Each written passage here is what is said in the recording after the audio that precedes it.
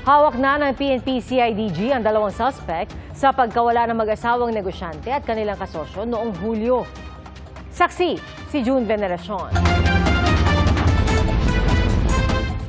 Pagkatapos ilabas ang mga CCTV footage na ito ng Criminal Investigation and Detection Group, sumuko kahapon ng lalaki at babae na nahuli na ginagamit ang mga credit card ng nawawalang mag-asawang Henry at Margie Pantoliana sa iba't ibang transaksyon. Itinuturing na sila ngayon ng CIDG-NCR ng mga suspect sa pagkawala ng mag-asawa at kanilang kasosyo sa negosyo na si Richard Cadiz.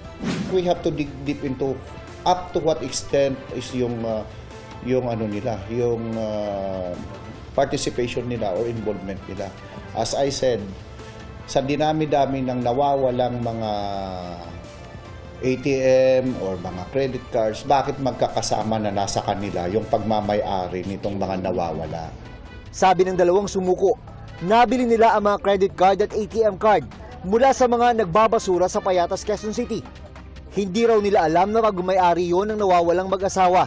Kaya nga po, pumunta kami dito para ipaliwanag po na wala po kaming kinalaman doon sa pagkawala po nila. Wala po kasing pera. Naghahanap lang po ng racket na pasama lang po.